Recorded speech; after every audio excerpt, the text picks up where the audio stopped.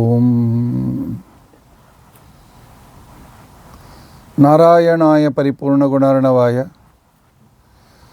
ವಿಶ್ವೋದಯ ಸ್ಥಿತಿಲಯೋನ್ನಿಯತಿಪ್ರದಾಯ ಜ್ಞಾನಪ್ರದಾಯ ವಿಬುಧಾಸುರಸೌಖ್ಯದುಃಖ ಸತ್ಕಾರಣಾಯ ವಿತತಾಯ ನಮೋ ನಮಸ್ತೆ.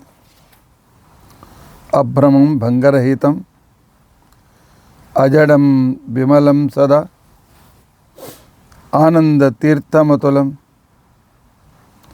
ಭಜೆ ತಾಪತ್ರಯಾಪಹಂ. ಭವತಿ ಯದನುಭಾವಾದೇಡಮೂಕೋಪಿ ವಾಗ್ಮಿ ಜಡಮತಿರಪಿ ಜಂತುರ್ಜಾಯತೆ ಪ್ರಜ್ಞಮೌಲಿಃ.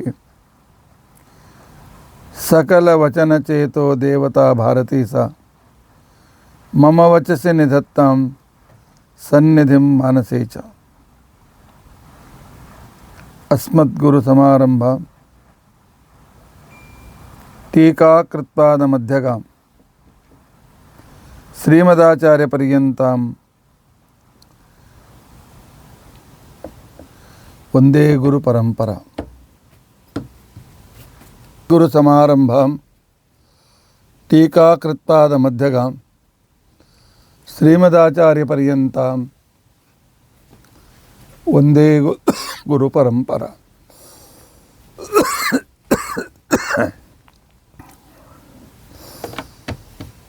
ಬಂಧುಸ್ತ್ವಂ ಗುರುರಿಷ್ಟದೈವತಮಿತಿ ತ್ವತ್ಪಾದಪಂಕೇರುಹಂ ಪ್ರಾಪ್ತಂ ಮಾಂ ಪರಿಪಾಲಯೇತಿ ಸತತಂ ಯಾಚೆ ನಿಬದ್ಧಾಂಜಲಿಃ. ಚಿತ್ತಂ ಮದ್ಗುಣದೋಷಚಿಂತನವಿಧೌ ನೂನಂ ಮನಂ ಮಾ ಕೃತಾಃ ಶ್ರೀ ಸತ್ಯಾತ್ಮಗುರೋ ತ್ವದಂಘ್ರಿಯುಗಲಂ ಹಿತ್ವಾ ನಮೇ ಸದ್ಗತಿ. ಯೈರಹಂ ಶುಕವತ್ ಸಮ್ಯಕ್ ಶಿಕ್ಷಿತೋಸ್ಮಿ ಕೃಪಾಲುಭೇ ತಾನ್ ವಂದೇ ಧೇನುಪಾಚಾರ್ಯಾನ್ ತತ್ವಜ್ಞಾನಾರ್ಥಸಿದ್ಧೇ. ಶ್ರೀ ಗುರುಭ್ಯೋ ನಮಃ. ಹರಿ ಓಂ ಹರಿ ಓಂ ಹರಿ ಓಂ.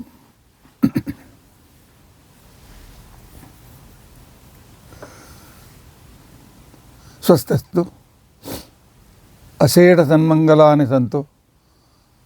ಶ್ಲೋಕೈಕ ಶ್ರವಣಪಠನ ಮಾತ್ರೇಣ ವಕ್ತುಶ್ಚ ಶ್ರೋತॄಣಾಂ ನಿಖಿಲ ಕಲಿಕೃತ ಕಲ್ಮಷಾಪನೋದನ ಪಟುತರೆ ಧರ್ಮಾದ್ಯಖಿಲ ಪುರುಷಾರ್ಥ ಸಾಧನೀಭೂತೆ ಅದ್ಯ ರುದ್ರಾಧ್ಯಾಯ ಚಮಕ ವಿವರಣಾರಂಭೆ ಸತಿ ಕಿಂಚಿತ್ ಪೂರ್ವಕಥಾನುವಾದಃ. ಹರಿ ಓಂ ಹರಿ ಓಂ ಹರಿ ಓಂ. ಹರೇ ರಾಮ ಹರೇ ರಾಮ ರಾಮ ರಾಮ ಹರೇ ಹರೇ. ಹರೇ ಕೃಷ್ಣ ಕೃಷ್ಣ ಕೃಷ್ಣ ಹರೇ ಹರೇ. ಹರೇ ರಾಮ ರಾಮ ರಾಮ ಹರೇ ಹರೇ. ಹರೇ ಕೃಷ್ಣ ಕೃಷ್ಣ ಕೃಷ್ಣ ಹರೇ ಹರೇ. ಹರೇ ರಾಮ ರಾಮ ರಾಮ ಹರೇ ಹರೇ. ಹರೇ ಕೃಷ್ಣ ಕೃಷ್ಣ ಕೃಷ್ಣ ಹರೇ ಹರೇ. ಶ್ರೀ ಗುರುಭ್ಯೋ ನಮಃ. ಹರಿ ಓಂ ಹರಿ ಓಂ ಹರಿ ಓಂ.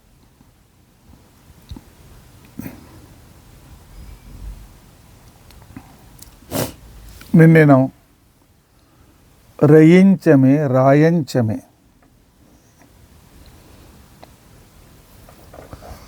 ಎಂತಹ ಸಂಪತ್ತಿ ನಮಗೆ ಬೇಕು ಅಂತಕೊಂಡಂತ ಅನ್ನೋದ್ರ ಬಗ್ಗೆ ದೈವಿ ಸಂಪತ್ತಿನ ನೆನಪನ್ನು ನಾವು ಮಾಡಿಕೊಂಡಿದ್ದೇವೆ. ಅದೆಷ್ಟು ಸಂಪತ್ತಿ ಪಡಿಬೇಕಾಗಿದೆಲ್ಲ. ಈ ಕೇವಲ ದುಡ್ಡು. ಹಿಂದಿನ ಸಂದರ್ಭದಲ್ಲಿ ದುಡ್ಡು ಕೈಯಲ್ಲಾದರೂ ಇರ್ತಿತ್ತು. ಬೆಳ್ಳಿ ರೂಪಾಯಿ ನಮ್ಮ ಕೈಯಲ್ಲಿ ಬಂದಾಗ ಎಷ್ಟು ಆನಂದ ಆಗ್ತಿತ್ತು. ಹೋಯ್ತು. ನಂತರ ಬೇರೆ ರೂಪಾಯಿಗಳು ಬಂದು ಆ ಕಾಲೂ ಹೋಯಿತು. ನೋಟುಗಳು ಈಗ ಆ ಕಾಲೂ ಹೋಯಿತು. ಎಲ್ಲ ಡಿಜಿಟಲ್. ಎಲ್ಲದು ದುಡ್ಡು ಯಾರಿಗೆ ಗೊತ್ತು? ಯಾವಾಗ ಯಾವ ಗೌರ್ಮೆಂಟ್ ಯಾವ ಬ್ಯಾಂಕ್ ಎತ್ತಿ ಹಾಕ್ತದೆ ಹೇಳಲಿಕ್ಕೆ ಬರೋದಿಲ್ಲ. ಆದರೆ ಆ ದುಡ್ಡು ಕೊನೆಯಲ್ಲ. ದೇವತಾ ಅನುಗ್ರಹ ರೂಪವಾದಂಥ ಸಂಪತ್ತು ನಮ್ಮ ಹತ್ರ ಇದ್ದರೆ 26 ಗುಣಗಳು, ಆ ಗುಣದಿಂದ ಬರತಕ್ಕಂತಹ ವಿಶಿಷ್ಟವಾಗಿರ್ತಕ್ಕಂಥ ಆ ಸ್ಥಿತಿ, ಆ ಒಂದು ಸಂದರ್ಭ, ಆ ಜೀವನದ ಔನ್ನತ್ಯ, ಆ ಜೀವನದಲ್ಲಿರ್ತಕ್ಕಂಥ ಈ ಗಾಸಿಪ್ಗಳು, ಅವ್ರ ಸಸಿ ಹಿಂಗೆ, ಇವ್ರ ಅತ್ತೆ ಹಿಂಗೆ, ಇವ್ರ ಮಗ ಹಿಂಗೆ, ಅವ್ರ ಮಗ ಹೆಂಗೆ, ಈ ಆಚಾರ್ಯ ಹೆಂಗೆ, ಈ ಸ್ವಾಮಿಗಳು ಹಂಗೆ, ಅವ್ರು ಹೀಗೆ, ಇವ್ರು ಹೀಗೆ, ಈ ಹಾಳು ಹರಟೆಯಿಂದ ಏನೂ ಸಿಕ್ಕೋದಿಲ್ಲ. ಯಾರು ಹೇಗಿರ್ತಾರೆ ಹಾಗೆ ಇರ್ತಾರೆ. ಮನುಷ್ಯ ಜನ್ಮ ಅದಕ್ಕೋಸ್ಕರ ಬಂದಿಲ್ಲ. ನಾವು ಎಚ್ಚರ ಇಟ್ಕೊಳ್ಬೇಕು. ಮನುಷ್ಯ ಜನ್ಮ ಬಂದಿದೆ ಈ 26 ಗುಣಗಳಿಂದ ಭಗವಂತ ಅನುಗ್ರಹ ಪಡೆಯೋದಕ್ಕೋಸ್ಕರ. ಒಂದಿಲ್ಲ ಒಂದು ದಿವಸ ಬಿಂಬಮೂರ್ತಿಯನ್ನು ಕಂಡು ಅಪರೋಕ್ಷ ಜ್ಞಾನ ಪಡೆಯೋದಕ್ಕೋಸ್ಕರ ಈ ಜನ್ಮ ಬಂದಿದೆ. ಈ ಎಚ್ಚರ ನಮಗಿರಬೇಕು.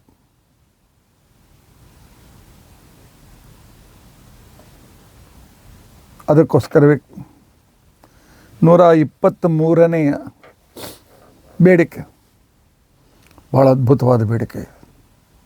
ಪ್ರತಿಯೊಂದು ಅದ್ಭುತನೇ. ಪುಷ್ಟಂಚಮೇ, ನನಗೆ ಪುಷ್ಟಿಯನ್ನು ಕೊಡು. ಏನಪ್ಪ ಪುಷ್ಟಿ? ಬಾದಾಮ್ ಹಾಲು ಕುಡಿಯೋದ್ರಿಂದ ಪುಷ್ಟಿಯ? ವ್ಯಾಯಾಮದಿಂದ ಬರ್ತಕ್ಕಂತಹ ಆ ಬಾಡಿ ಅದು ಪುಷ್ಟಿಯ? ಬಾಕ್ಸಿಂಗ್ ಮಾಡ್ತಕ್ಕಂತಹ ಅದು ಪುಷ್ಟಿಯ? ದಿನಾಲು ನಾನು ಜಿಮ್ಮಿಗೆ ಹೋಗಿ ನನ್ನ ಬಾಡಿ ಬಿಲ್ಡ್ ಮಾಡ್ತೇನೆ, ಅದು ಪುಷ್ಟಿಯ? ಇದು ಯಾವುದೂ ಪುಷ್ಟಿ ಅಲ್ಲ. ಹಾಗಾದ್ರೆ ಪುಷ್ಟಿ ಅಂತಂದ್ರೇನು? ಪುಷ್ಟಿ ಅಂತಕೊಂಡಂತಂದರೆ ಹುಟ್ಟುವಾಗಲೇ ಪುಣ್ಯದ ಜ್ಞಾನದ ಗಂಟನ್ನು ತೆಗೆದುಕೊಂಡು ಬರೋದು. ಭಗವದ್ಗೀತೆಯಲ್ಲಿ ಸ್ಪಷ್ಟವಾಗಿ ಹೇಳ್ತಾನೆ, ಅರ್ಜುನ, ನನ್ನ ವಿಷಯಕವಾದ ಜ್ಞಾನವನ್ನು ಅವನು ಸಂಪಾದನೆ ಮಾಡ್ತಾನೆ. ನಾನು ಹೇಳಿದಂತೆ ಕರ್ಮಯೋಗವನ್ನು ಅವನು ಮಾಡ್ತಾನೆ. ನಾನು ಹೇಳಿದಂಥ ಜ್ಞಾನ ಜ್ಞೇಯಗಳನ್ನು ಯಾರು ಜ್ಞೇಯನನ್ನು ತಿಳಿದುಕೊಂಡು ಜ್ಞಾನವನ್ನು ಅವನು ಪಡಿತಾನೆ. ನಾನು ಹೇಳಿದಂತೆ ಅವನು ಧ್ಯಾನ, ವಿಭೂತಿ, ವಿಶ್ವರೂಪ ಇವುಗಳನ್ನೆಲ್ಲ ತಿಳಿದುಕೊಂಡು ನನ್ನಲ್ಲಿ ಭಕ್ತಿಯನ್ನು ಮಾಡ್ತಾನೆ. ಯಾವ ವ್ಯಕ್ತಿ ದೈವಿ ಸಂಪತ್ತನ್ನು ಪಡಿತಾನೆ, ಯಾವ ವ್ಯಕ್ತಿ ಸಾತ್ವಿಕ ಕ್ರಿಯೆಗಳಲ್ಲಿ ರತನಾಗ್ತಾನೆ, ಯಾವ ವ್ಯಕ್ತಿ ಪರಮಾತ್ಮ ನಿನಗೆ ನಾನು ಶರಣು ಬಂದಿದ್ದೇನೆ, ಮಾಮೇಕಂ ಶರಣಂ ವ್ರಜ ಅಂತ ಹೇಳಿದ್ದೀಯಲ್ಲ, ಶರಣು ಬಂದಿದ್ದೇನೆ ಅಂತ ತಿಳ್ಕೊಂಡಂತನ್ನೋ ರೀತಿಯಿಂದ ಸಾಧನೆ ಮಾಡ್ತಾನೆ.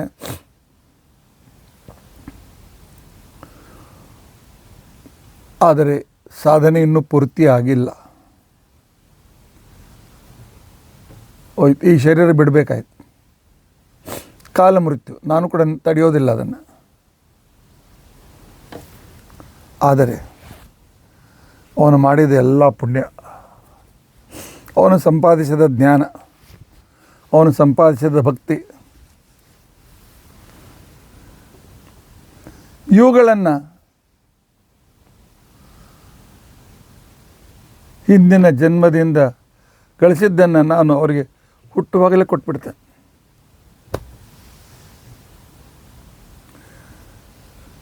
ಶುಚೀನಾಂ ಶ್ರೀಮತಾಂ ಗೇಹೆ ಯೋಗಭ್ರಷ್ಟೋಭಿಜಾಯತೆ.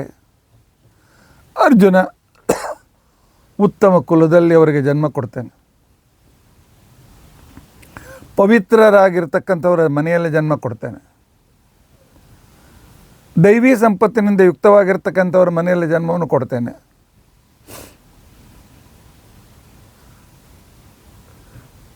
ಅವರು ಬಾಲ್ಯದಿಂದಲೇ ಒಂದು ವಿಶಿಷ್ಟವಾಗಿರ್ತಕ್ಕಂಥ ಸಾಧನೆಯಿಂದ ಯುಕ್ತರಾಗಿರ್ತಾರೆ. ಪುಣ್ಯದ ಗಂಟನ್ನು ಹೊತ್ಕೊಂಡು ಬಂದಿರ್ತಾರೆ, ಜ್ಞಾನದ ಗಂಟನ್ನು ಹೊತ್ಕೊಂಡು ಬಂದಿರ್ತಾರೆ. ಧ್ರುವನನ್ನು ನೋಡಿದ್ದೀಯಲ್ಲ, ಪ್ರಹ್ಲಾದನ್ನು ಕಂಡಿದ್ದೀಯಲ್ಲ, ದಾಸಿಯ ಮಗನ ಹುಟ್ಟಿದರೂ ಕೂಡ ಸಾಧನೆ ಮಾಡ್ತಕ್ಕಂಥ ಆ ಬಾಲಕ ನಾರದನನ್ನು ಕಂಡಿದ್ದೀಯಲ್ಲ, ಬಾಲ ಮಾರ್ಕಂಡೇಯನನ್ನು ಕಂಡಿದ್ದೀಯಲ್ಲ, ಬಾಲಕ ಶುಕಾಚಾರ್ಯನನ್ನು ಕಂಡಿದ್ದೀಯಲ್ಲ. ಇವರೆಲ್ಲ ಯಾರು? ಇವರೆಲ್ಲರೂ ಪುಷ್ಟಿಯನ್ನು ತಮ್ಮ ಜೊತೆಯಲ್ಲಿ ತೆಗೆದುಕೊಂಡು ಬಂದವರು, ಪುಣ್ಯದ ಜ್ಞಾನದ ಗಂಟನ್ನು ಹೊತ್ಕೊಂಡು ಬಂದಿರತಕ್ಕಂಥ. ಅದೆಲ್ಲ ಹಿಂದಿನ ಕಾಲದ್ದು ಅಂತ ಅನ್ಬೇಡಿ. ಈಗ ನಮ್ಮ ಎದುರಿಗೆ ನಮ್ಮ ಸ್ವಾಮಿಗಳಿದ್ದಾರೆ.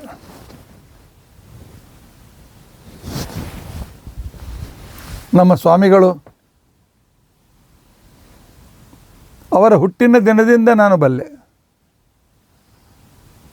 ಯಾಕೆ? ನಮ್ಮ ಗುರುಗಳ ಮೊಮ್ಮಗ ಅವರು. ಪೂರ್ವಾಶ್ರಮದಲ್ಲಿ ನಮ್ಮ ಗುರುಗಳ ಮಗಳು ರುಕ್ಮಿಣಿಬಾಯಿ. ರುಕ್ಮಿಣಿಬಾಯಿಯನ್ನು ಹುಟ್ಟಿನಿಂದ ನಾನು ನೋಡಿದ್ದೇನೆ. ಯಾಕೆ? ನಾನು ಗುರುಕುಲಕ್ಕೆ ಹೋದ ಮರುವರ್ಷ, ಆಗ ನಾನು 11 ವರ್ಷದ ಬಾಲಕ, ಮರುವರ್ಷ ರುಕ್ಮಿಣಿಬಾಯಿ ಹುಟ್ಟಿದರು. ಅವರ ಶೈಶವ ಬಾಲ್ಯ ಎಲ್ಲ ನಾನು ನೋಡಿದ್ದೇನೆ. ಮಹಾ ಸಾತ್ವಿಕ ಶಿರೋಮಣಿ.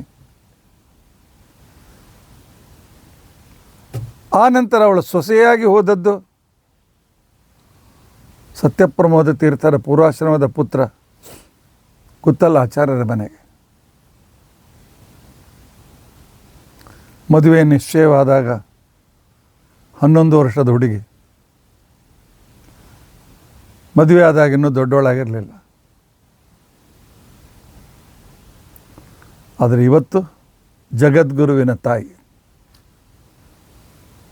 ನಾವು ಕಲ್ಪನೆ ಕೂಡ ಮಾಡಿರಲಿಲ್ಲ.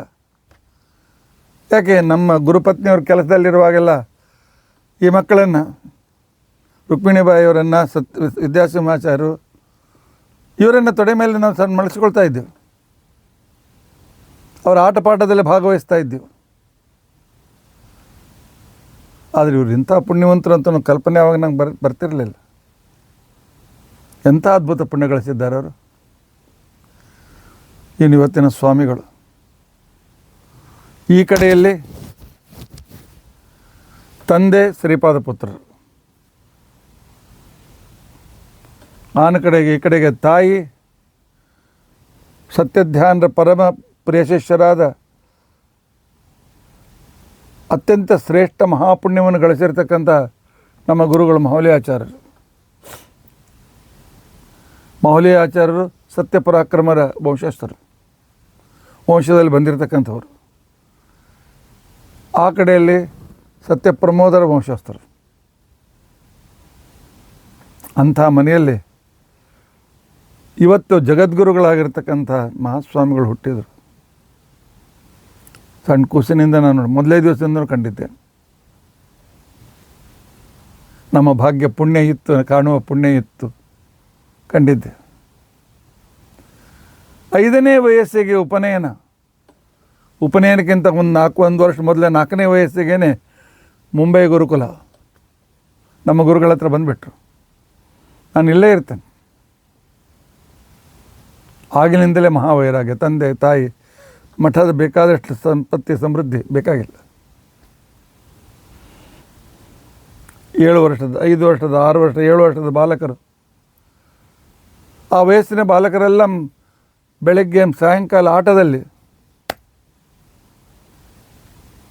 ಆದರೆ ಈ ಬಾಲಕ ಹೋಗಿ ದೇವ್ರ ಎದುರು ಕೂತ್ಕೊಂಡು ಕೈ ಮುಟ್ಕೊಂಡು ಕೂರ್ತು. ತನಗೇನು ಬರ್ತಿತ್ತು ಪಟ ಪಟ ಪಟ ಅಂತ ಬಾಯಿದ ಮಂತ್ರ ಹೇಳೋದು. ದೊಡ್ಡವರಾದ ಮೇಲೆಯೂ ಕೂಡ ಉಳಿದವರು ಆಟ ಆಡ್ತಾ ಇದ್ದರೆ ಈ ವ್ಯಕ್ತಿ ಜಪದಲ್ಲಿ ಆಸಕ್ತರಾಗ್ತಿರ್ತಿತ್ತು. ಅದ್ಭುತವಾಗಿರ್ತಕ್ಕಂತಹ ಸದ್ಗುಣಗಳ ಗಣಿ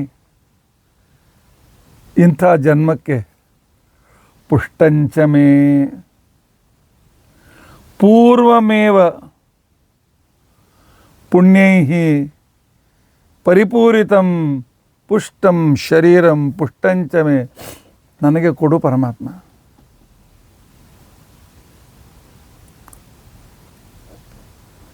ಹಾಗಾದ್ರೆ ಈ ಜನ್ಮ ಎಲ್ಲಿ ಆಗಿದೆಯಲ್ಲ, ಇನ್ನೇನು ಕೊಡ್ತೀರಿ? ಮುಂದೆ ಜನ್ಮ ಯಾಕೆ ಕೊಡು? ಈ ಜನ್ಮಕ್ಕೂ ನೀನು ಕಡಿಮೆ ಕೊಟ್ಟಿಲ್ಲ ಪರಮಾತ್ಮ. ನೀವು ಎಲ್ಲ ಭಾಗ್ಯವಂತರಿದ್ದೀವಲ್ಲ, ಹೇಳಿ ಕಡೆ ಹೇಳಿ. ನಮ್ಮ ಅಪ್ಪ ಅಮ್ಮ ಪುಣ್ಯ ಮಾಡಿದ್ದಾರೆ ಅಲ್ಲ, ಅದಕ್ಕೋಸ್ಕರವೇ ನಾವು ಗುರುಕುಲಕ್ಕೆ ಬಂದೆವು. ನಿಮ್ಮ ಹಿರಿಯರು ಪುಣ್ಯ ಮಾಡಿದ್ದಾರೆ ಅಂತ ತಿಳ್ಕೊಂಡು ಅಂತೇಳಿ ದಿನಾಲು ಈ ರಾಮದೇವರ ಮಹಿಮೆಯನ್ನು ಕೇಳ್ತಾ ಇದ್ದೀರಿ. ಪುಣ್ಯ ಇಲ್ಲದೆ ಈ ರೀತಿಯಾಗಿರ್ತಕ್ಕಂಥ ಪ್ರವಚನ, ಪಾಠ, ಪ್ರವಚನ, ಸಜ್ಜನ ಸಂಗತಿ ಇತ್ಯಾವುದೂ ಸಿಗೋದಿಲ್ಲ.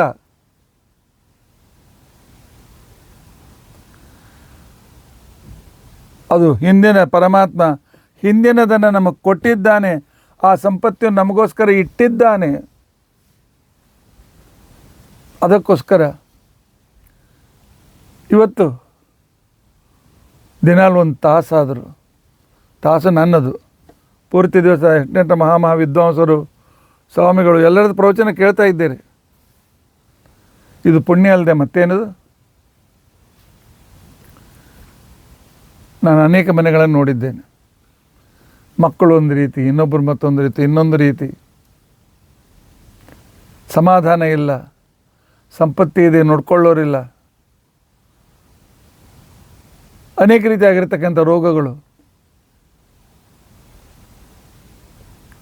ಆದರೆ ಪುಣ್ಯ ನಮಗಿದೆ ಅಂತ ತಿಳ್ಕೊಂಡು ಅಂತ ಹೇಳಿ, ಹಿಂದಿನ ಜನ್ಮದ ಪುಣ್ಯ ಪರಮಾತ್ಮೆಗೆ ನಮಗೆ ಕೊಟ್ಟಿದ್ದಾನೆ ಅಂತ ತಿಳ್ಕೊಂಡು ಅಂತ ಹೇಳಿ, ಆ ಪುಣ್ಯದ ಪ್ರಭಾವದಿಂದ, ನಮ್ಮ ಪುಣ್ಯದ ಪ್ರಭಾವ, ನಮ್ಮ ಹಿರಿಯರ ಪುಣ್ಯದ ಪ್ರಭಾವ, ಜ್ಞಾನಿಗಳ ಪುಣ್ಯದ ಪ್ರಭಾವ, ನಮಗೆ ತಮ್ಮ ಸಂಪರ್ಕಕ್ಕೆ ಬಂದಿರತಕ್ಕಂಥ ಗುರು ಹಿರಿಯರ ಪುಣ್ಯದ ಪ್ರಭಾವ, ಇದೇನು ಕಡಿಮೆ ಇದೆ? ಇದು ಎಷ್ಟು ಅದ್ಭುತವಾಗಿದೆ. ದೇವರ ಮುಂದೆ ದೀಪ ಹಚ್ಚುವ ಮನೆಯಲ್ಲಿ ನನ್ನ ಜನ್ಮ ಆಗಿದೆ. ದಿನಾಲು ದೇವರ ಪೂಜೆ ಆಗ್ತಕ್ಕಂಥ ಮನೆಯಲ್ಲಿ ನನ್ನ ಜನ್ಮವಾಗಿದೆ.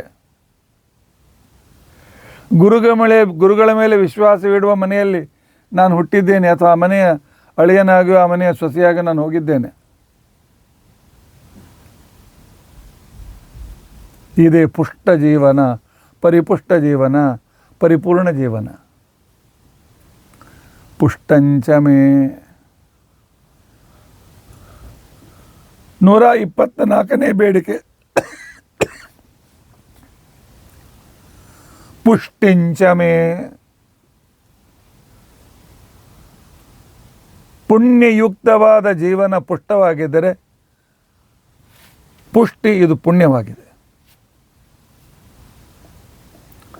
ಪುಣ್ಯದ ಸಂಪತ್ತಿ ಯಾರ ಹತ್ರ ಇದೆ ಅವರೇ ನಿಜವಾದ ಶ್ರೀವಂತರು.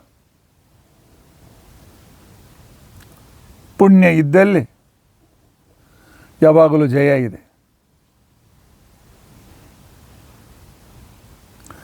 ಕುಶಿಕ ವಂಶದಲ್ಲಿ ಗಾದಿ ಅಂತ ತಿಳ್ಕೊಂಡು ಅಂತ ಹೇಳಿ ಒಬ್ಬ ರಾಜನಿಗೆ ಮಗನಾಗಿ ಒಬ್ಬನು ಹುಟ್ಟಿದ. ಅವನಿಗೆ ಅಪ್ಪ ವಿಶ್ವಾಮಿತ್ರ ಅಂತ ತಿಳ್ಕೊಂಡು ಅಂತೇಳಿ ಹೆಸರಿಟ್ಟು.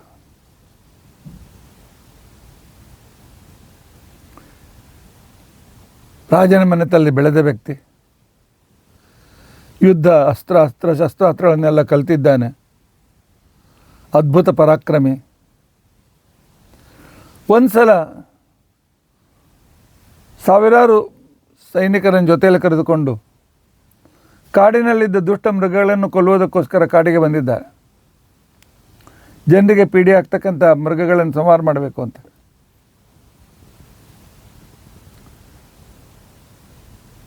ಜೋರಾದ ಬಿರುಗಾಳಿ, ಅದರ ಜೊತೆಗೆ ಮಳೆ.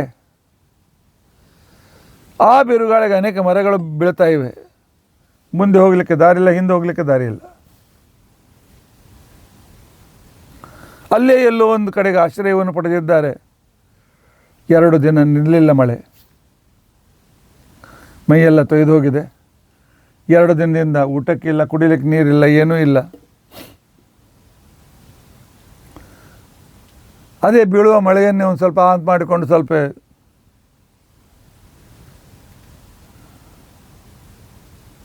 ಮೂರನೇ ದಿನ ಮಳೆ ನಿಂತು ಮೈ ಬಟ್ಟೆ ಎಲ್ಲ ಬದಿಯಲ್ಲಿ ಹೋಗುವಾಗ ಮುಳ್ಳಿನ ಟೆಂಟಿಗೆ ಎತ್ತಿ ಮೈಗೆ ಬಟ್ಟೆಗಳೆಲ್ಲ ಹರಿದೋಗ್ಬಿಟ್ಟು ಶರೀರ ಬಸವಳದಿತ್ತು. ಅನೇಕ ರೀತಿಯಾಗಿರ್ತಕ್ಕಂಥ ಹಸಿವೆಯಿಂದ ಬಹಳ ಪೀಡೆ ಉಂಟಾಗಿತ್ತು. ಸಮೀಪದಲ್ಲಿ ಒಂದು ಆಶ್ರಮ ಕಾಣಿಸ್ತು. ಅಲ್ಲಿ ಹೋಗಿದ್ದಾನೆ. ಅಲ್ಲಿಗೆ ಹೋಗಿ ಹೇಳ್ತಾನೆ, ನಮಗೆ ಆಶ್ರಯ ಸಿಗ್ಬೋದೆ, 3 ದಿವಸದಿಂದ ಊಟ ಇಲ್ಲ ನಮಗೆ. ಹಾಗೆ, ಓ ನಮ್ಮನ್ನು ಸಂರಕ್ಷಣೆ ಮಾಡುವ ರಾಜರೇ, ಬನ್ನಿ ಬನ್ನಿ, ಬೇಕಾದಷ್ಟು ಗುಡಿಸಲುಗಳಿಗೆ ಹೋಗಿ ಸ್ನಾನಗೇನ ಮಾಡ್ಕೊಂಡು ಬನ್ನಿ, ನಿಮಗೆ ಎಲ್ಲ ವ್ಯವಸ್ಥೆ ಮಾಡಲಾಗ್ತದೆ ಅಂತ. ಅವರು ಅಲ್ಲಿರ್ತಕ್ಕಂಥ ಪುಷ್ಕರಣಿಯಲ್ಲಿ ಸ್ನಾನ ಮಾಡಿ ಮೇಲೆ ನೋಡಿದರೆ 100 ಜನ ದಾಸದಾಸಿಯರು ಕೈಯಲ್ಲಿ ಹೊಸ ಬಟ್ಟೆ ಹಿಡ್ಕೊಂಡು ನಿಂತ್ಕೊಂಡಿದ್ದಾರೆ. ಹೊಸ ಬಟ್ಟೆ ಕೊಟ್ಟಿದ್ದಾರೆ ಅವರವರಿಗೆ ಕೆಟಗರಿ ಪ್ರಕಾರ. ಆನಂತರ ಆಧಾರದಿಂದ ಕೂಡಿಸಿದರೆ ಪಂಚಪಕ್ವಾನ್ನ ಊಟ, ಬಿಸಿ ಬಿಸಿ ಬಿಸಿ ಬಿಸಿ. ಭಾನು ತನ್ನ ಜೊತೆಗೆ ಬಂದಿರತಕ್ಕಂತಹ 3,000 ಸೈನ್ಯ, ಎಲ್ಲರಿಗೂ ಹೊಸ ಬಟ್ಟೆ, ಬೇಕಾದಷ್ಟು ಬಚ್ಚ ಪರಮಾನ್ನ, ಅದರ ಮೇಲೆ ಹಣ್ಣಿನ ರಸ, ಮಜ್ಜಿಗೆ, ಅದು ಇದು ಎಲ್ಲ ಸಮೃದ್ಧಿ. ಸಂತೋಷಪಟ್ಟ. ಆದರೆ ಮನಸ್ಸಿನಲ್ಲಿ ಈ ಒಂದು ಕಾಡಿನಲ್ಲಿದ್ದ ಆಶ್ರಮದಲ್ಲಿ ಇಷ್ಟು ವ್ಯವಸ್ಥೆ ಹೇಗೆ, ಇಷ್ಟೆಲ್ಲ ವ್ಯವಸ್ಥೆ ಅನುಕೂಲತೆಗಳು ಹೇಗೆ?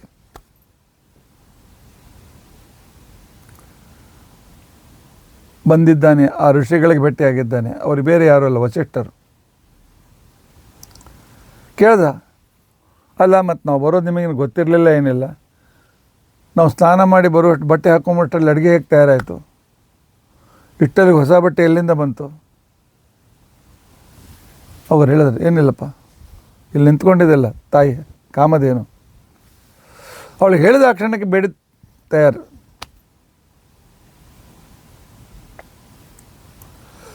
ಸಂತೋಷಪಟ್ಟು ಪೂಜೆಯಿಂದ ನಮಸ್ಕಾರ ಮಾಡಬೇಕಾಗಿತ್ತು. ಆದರೆ ಕ್ಷತ್ರಿಯ ರಜೋಗುಣದ ಪ್ರಭಾವ, ರಜೋಗುಣದ ಪ್ರಭಾವದಲ್ಲಿ ಆ ಸಂಪತ್ತಿ ನಂದಾಗಬೇಕು. ಅವನು ಹೇಳ್ದ, ಯಾಕೆ ಕಾಮಧೇನು ಇಟ್ಕೊಂಡಿದ್ದೀರಿ ಗುರುಗಳೇ? ಇಲ್ಲಪ್ಪ, ನಮಗೆ ದಿನಾಲು ಹೋಮಕ್ಕೆ ಒಳ್ಳೆ ಪರಿಶುದ್ಧವಾದ ಹಾಲು ಬೇಕಾಗ್ತದೆ, ಅದಕ್ಕೋಸ್ಕರ ಈ ಕಾಮಧೇನು ಅಮೃತ ಮಂಥನದಲ್ಲಿ ಹುಟ್ಟಿರ್ತಕ್ಕಂಥದ್ದು, ದೇವತೆಗಳು ನಮಗೆ ಸೇವೆ ಮಾಡಲಿಕ್ಕೆ ಒಪ್ಪಿಸಿದ್ದಾರೆ. ನಿಮಗೆ ನಾನು 1000 ಆಕಳು ಕೊಡ್ತೇನೆ ವಸಿಷ್ಠರೇ, ಬೇಕಾದಷ್ಟು ಹಾಲು, ಹೋಮ ಮಾಡಿರಿ, ಕುಡೀರಿ, ಏನು ಬೇಕಾದ ಮಾಡಿ, ಸಕ್ಕರೆ ತುಪ್ಪದ ಕಾಲುವೆ ಹರಿಸೋಣ ನಿಮ್ಮ ವಿದ್ಯಾಪೀಠ, ನಿಮ್ಮ ಆಶ್ರಮದಲ್ಲೇ. ಈ ಕಾಮಧೇನ ತೆಗೆದುಕೊಂಡು ಹೋಗ್ತೇವೆ.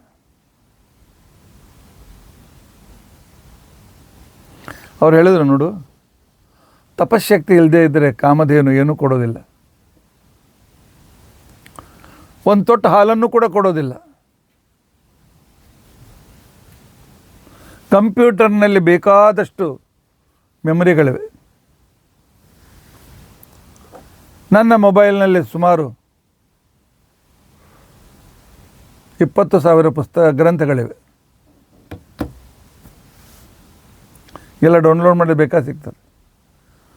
ರಾಮಾಯಣ, ಮಹಾಭಾರತ, ಭಾಗವತ, ಎಲ್ಲ ವೇದಗಳು, ಉಪನಿಷತ್ತುಗಳು, ಆಚಾರ ಗ್ರಂಥಗಳು, ಟೀಕಾ ಟಿಪ್ಪಣಿಗಳು, ಎಲ್ಲ ಸಣ್ಣ ಪುಟ್ಟ ಗ್ರಂಥಗಳನ್ನು ಇಟ್ಕೊಂಡು ದೊಡ್ಡ ಗ್ರಂಥಗಳವರೆಗೂ, ನ್ಯಾಯಶಾಸ್ತ್ರ, ವ್ಯಾಕರಣಶಾಸ್ತ್ರ, ಮೀಮಾಂಸಾಶಾಸ್ತ್ರ, ಜ್ಯೋತಿಷ್ಶಾಸ್ತ್ರ. ಇವತ್ತಿನ ದಿವಸ ಟೆಕ್ನಿಕಲ್ ಉಪಯೋಗ ಕೂಡ ಭಾಳ ಚೆನ್ನಾಗಿದೆ. ಇದು ಒಂದು ನಾನು ಸಂಪೂರ್ಣ ಲೈಬ್ರರಿ ಇಲ್ಲಿದೆ.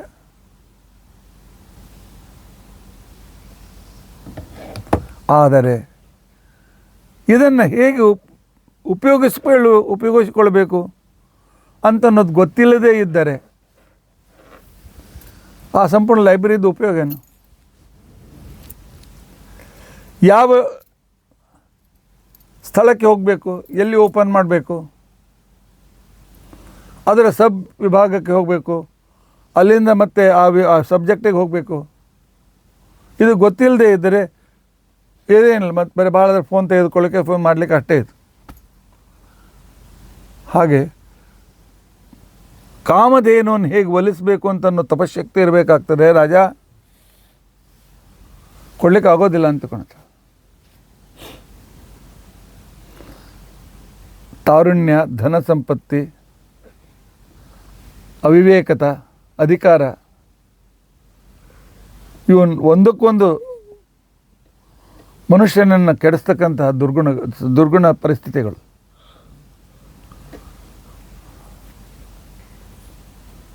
ಯೌವನಂ ಧನ ಸಂಪತ್ತಿ, ಪ್ರಭುತ್ವಂ ಅವಿವೇಕಿತ. ಮೊದಲನೇದಾಗಿ ತಾರುಣ್ಯ, ಹೊಸದಾಗಿ ಇವತ್ತು ತಾರುಣ್ಯ ಬಂದಿದೆ. 18-20 ವರ್ಷದ ನಾನು ಸಮಾನ ಯಾರೂ ಇಲ್ಲ ಅಂತಕೊಂಡಂತಕ್ಕಂಥ ಒಂದು ಅಹಂಕಾರ ಬಂದಿದೆ.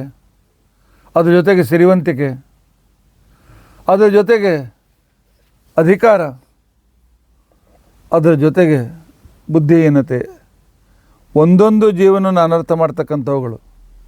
4 ಇದ್ದರೆ 4 ಇವನಲ್ಲಿತ್ತು. ತರುಣ 25 ವರ್ಷ, ತರುಣ 20-25 ಇರಬೇಕು ಭಾಳಾದರೆ. ಯುವರಾಜ, ಅಧಿಕಾರ ಬೇರೆ.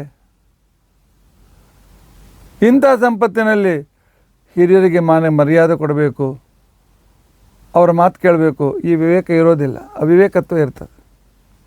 ಸೈನಿಕರಿಗೆ ಹೇಳ್ದ, ಏನು ಕೇಳ್ತಿರೋ 4 ಜನ ಹಗ್ಗ ತೊಗೊಂಬರ್ರಿ, ಕಟ್ಕೊಂಡು ನಡ್ರಿ, ಕಟ್ಟಿ ತಲೆ ಮೇಲೆ ಇಟ್ಕೊಂಡು ನಡ್ರಿ.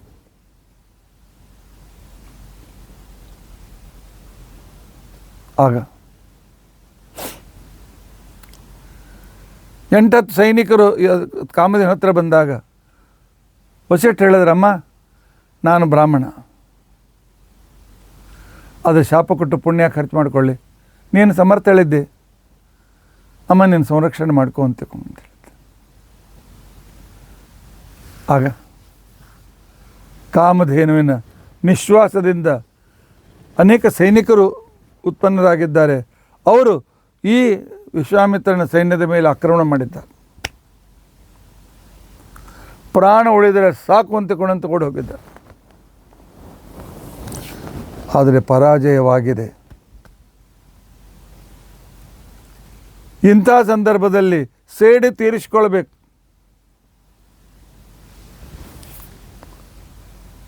ತಾನು ಪರಿಶ್ರಮಪಟ್ಟು ತಪಸ್ಸು ಮಾಡಿ ಎಲ್ಲ ಶಸ್ತ್ರಗಳನ್ನೆಲ್ಲ ಸಂಪಾದನೆ ಮಾಡಿ ಈಗ ವಸಿಷ್ಠರಿಗೆ ಬುದ್ಧಿ ಕಲಿಸ್ತೇನೆ ಅಂತ ಹೇಳಿ ಬಂದಿದ್ದಾನೆ. ವಸಿಷ್ಠರೇ, ಶರಣಾಗತರಾಗ್ರಿ. ನನಗೆ ಗೊತ್ತಿದೆ, ಇವತ್ತು ನಿಮ್ಮ ಆಶ್ರಮದಲ್ಲಿ ಕಾಮಧೇನು ಇಲ್ಲ. ಯಾವುದೋ ಕಾರ್ಯಕ್ಕೋಸ್ಕರ ಇಂದ್ರಲೋಕಕ್ಕೆ ಕರೆದುಕೊಂಡು ಹೋಗಿದ್ದಾನೆ.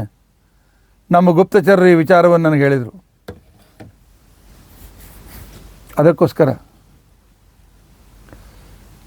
ನಾನು ಬಂದಿದ್ದೇನೆ. ಶರಣಾಗತರಾಗ್ರಿ. ಅವತ್ತು ನಮ್ಮನ್ನು ಓಡಿಸಿದ್ರಲ್ಲ, ಕಾಮಧೇನು ಬಂದಾಕ್ಷಣ ಕೊಡ್ತೇನೆ ಅಂತ ಹೇಳಿ. ಇಲ್ಲಾದರೆ ಇವತ್ತು ನಿಮ್ಮ ಕೆಲಸ ಮುಗೀತು ಅಂತ ತಿಳಿದುಕೊಳ್ಳಿ.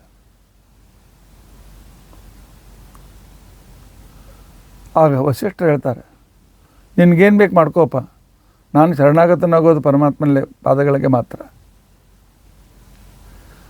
ಹೀಗೋ ಹಾಗಾದರೆ ನನ್ನ ಬಾಣಗಳಿಂದ ನಿಮ್ಮ ಶರೀರ ಚಿನ್ನ ವಿಚ್ಛಿನ್ನವಾಗ್ತದೆ, ತಯಾರಾಗ್ರಿ ಅಂತ ಹೇಳಿದ್ರು.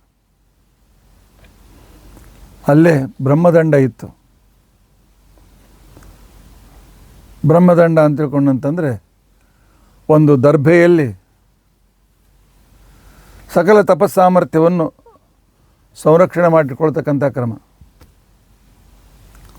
ಶ್ರಾದ್ದದಲ್ಲಿ ಕೂಡ ಬ್ರಹ್ಮದಂಡಂ ಗೃಹೀತ್ವ ಅಂತ್ಯಕೊಂಡು ಬರ್ತದೆ. ಅದೇನು ದರ್ಭೆ, ಅಕ್ಕಿ, ಎಳ್ಳು ತೆಗೆದುಕೊಳ್ತಾರೆ. ಅದರಲ್ಲಿ ಎಲ್ಲ ದೇವತಾ ಸಾಮರ್ಥ್ಯ ಇರ್ತದೆ. ಅದನ್ನು ಎದುರಿಗಿಟ್ಟು ಜಪ ಮಾಡ್ತಾ ಕೂತ್ಕೊಂಡು ಬಾಣ ಬಿಟ್ಟ ಬ್ರಹ್ಮದಂಡವ್ರಿಗೆ ಹೋಗ್ತಿತ್ತು, ಕೆಳಗೆ ಬೀಳ್ತು. ಅಗ್ನೇಸ್ತ್ರ ಬ್ರಹ್ಮದಂಡ ನುಂಗಿ ಹಾಕ್ತು, ವಾಯುವಸ್ತ್ರ ನುಂಗಿ ಹಾಕ್ತು. ಎಲ್ಲ ಅಸ್ತ್ರಗಳು ಖಾಲಿ ಆದವು. ವಸಿಷ್ಠರಿಗೆ ಮೈ ಮೇಲೆ ಒಂದು ಬಾಣ ಬಡಿಲಿಲ್ಲ, ಒಂದು ಗಾಯದ ಗೆರೆ ಬೀಳಲಿಲ್ಲ. ಆಗ ಅವನಿಗನಿಸ್ತು, ದಿಕ್ ಕ್ಷತ್ರಿಯ ಬಲಂ ಬ್ರಹ್ಮ ತೇಜೋ ಬಲಂ ಬಲಂ. ಈ ಕ್ಷತ್ರಿಯ ಕೃತ್ರಿಮ ಶಕ್ತಿಗೆ ಬೇಡ, ಬ್ರಹ್ಮ ತೇಜಸ್ಸಿನಿಂದ ಬರತಕ್ಕಂಥ ಪುಣ್ಯದ ಬಲ ಅಂತ ತಿಳ್ಕೊಂಡಂತೇನಿದೆ, ಆ ಪುಣ್ಯದ ಬಲ ನನಗೆ ಬೇಕು ಅಂತ ತಿಳ್ಕೊಂಡಂತೇಳಿ ರಾಜ್ಯ ಇತ್ಯಾದಿಗಳನ್ನು ಬಿಟ್ಟು ಒಂದೊಂದು ದಿಕ್ಕಿನಲ್ಲಿ 10,000 ವರ್ಷ ತಪಸ್ ಮಾಡಿದ ಆನಂತರ ಒಳ್ಳೆಯ ರಾಜಋಷಿ, ದೇವಋಷಿಯಾಗಿ, ಬ್ರಹ್ಮಋಷಿಯಾಗಿರ್ತಕ್ಕಂಥ ಮಹಾನುಭಾವರು ವಿಶ್ವಾಮಿತ್ರರು. ನಮಗೆ ಗಾಯತ್ರಿ ಕೊಟ್ಟಿರ್ತಕ್ಕಂಥ ಮಹಾನುಭಾವರು.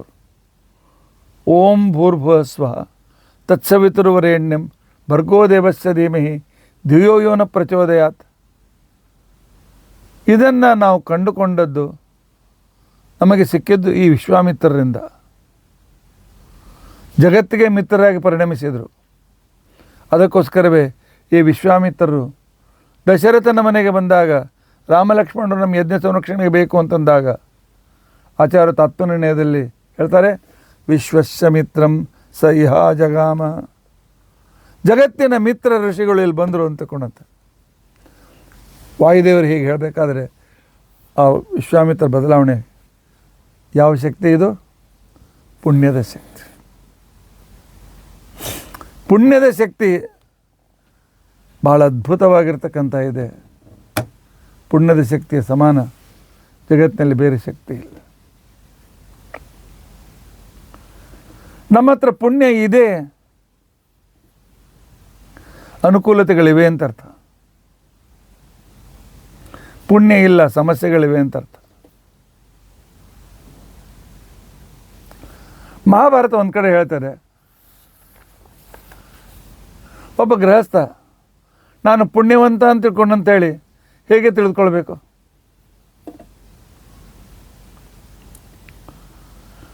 ಅದಕ್ಕೋಸ್ಕರ ಮಹಾಭಾರತ ಹೇಳ್ತದೆ, ಸುಭಾಷಿತ ಇದೆ ಅದು, ಮಾನುಷ್ಯಂ, ಮನುಷ್ಯ ಜನ್ಮ ಸಿಕ್ಕಿದೆ.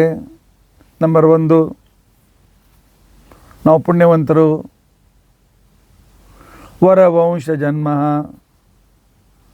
ನಮ್ಮ ಅಪ್ಪ ಅಮ್ಮ ಸಾಸ್ತಿಕರು, ನಮ್ಮ ತಂದೆ ತಾಯಿ ಧಾರ್ಮಿಕರು, ನಮ್ಮ ತಂದೆ ತಾಯಿ ದೇವರಲ್ಲಿ ವಿಶ್ವಾಸ ಇಟ್ಟವರು, ಅವರ ಮನೆಯಲ್ಲಿ ನಮಗೆ ಜನ್ಮ ಆಗಿದೆ. ನಿಜವಾಗಿಯೂ ನಾವು ಪುಣ್ಯವಂತರು. ಯಾವುದೋ ಕೆರ ಫುಟ್ಪಾತ್ನಲ್ಲಿ ಹುಟ್ಟಿಲ್ಲಲ್ಲ ನಾವು. ವಿಭವ, ಅದ್ರ ಜೊತೆಗೆ ನಮ್ಮ ತಂದೆ ತಾಯಿ ಬಡವರೇನಲ್ಲ. ಹೊಟ್ಟೆ ಬಟ್ಟೆ ಮನೆಗೆ ರೋಟಿ ಕಪಡ ಮಕಾನ್ ಯಾವುದಕ್ಕೆ ಕಡಿಮೆ ಇಲ್ಲ. ವ್ಯವಸ್ಥಿತವಾಗಿ ಎಲ್ಲ ಅನುಕೂಲತೆ ಇದೆ. ಹಾಗಾದ್ರೆ ನಂಬರ್ 3, ನಾವು ಪುಣ್ಯವಂತರು. ದೀರ್ಘಾಯು, 60ರ ಮೇಲೆ ಆಯುಷ್ಯ ನನಗೆ ಸಿಕ್ಕಿದೆ, ಇನ್ನೂ ಜೀವಿತ ಇದ್ದೇನೆ. ಹೌದು, ಪುಣ್ಯ ಇದೆ, ಅದಕ್ಕೆ ಜೀವಿತ ಇದ್ದೇನೆ. ಪುಣ್ಯದ ಫಲ ದೀರ್ಘಾಯುಷ್ಯ. ಅದ್ರ ಜೊತೆಗೆ ಆರೋಗ್ಯ ಇದೆ. 70-75 ವರ್ಷ ಆದಮೇಲೂ ಕೂಡ ನಿತ್ಯ ನೈಮಿತ್ತಿಕ ನನ್ನ ಧ್ಯಾನ, ಸಂಧ್ಯಾವಂದನೆ, ಪೂಜೆ, ಪಾಠ, ಪ್ರವಚನ ಅಥವಾ ನಮ್ಮ ಬೇಕಾದಕ್ಕಿರ್ತಕ್ಕಂಥ ಸಾಂಸಾರಿಕವಾದ ಜವಾಬ್ದಾರಿ ಮಾಡ್ಕೊಂಡು ನಡೆದಿದ್ದೇವೆ. ಹಾಗಾದ್ರೆ ನನಗೆ ಪುಣ್ಯ ಇದೆ ಅಂತ ಅರ್ಥ. ಸನ್ಮಿತ್ರಂ, ಒಳ್ಳೆಯ ಮಿತ್ರರಿದ್ದಾರೆ, ಒಳ್ಳೆ ವಿದ್ವಾಂಸರಾಗಿರ್ತಕ್ಕಂಥ ಮಿತ್ರರಿದ್ದಾರೆ, ಅಥವಾ ಒಳ್ಳೆ ಪುಣ್ಯವಂತರಾಗಿರ್ತಕ್ಕಂಥ ಮಿತ್ರರಿದ್ದಾರೆ. ಏಕಾದಶಿ ಉಪವಾಸ ಮಾಡುವ ಮಿತ್ರರಿದ್ದಾರೆ. ಹಾಗಾದರೆ ನಾನು ಪುಣ್ಯವಂತ ಅಂತೇಳಿ ತಿಳಿದುಕೊಳ್ಳಿ.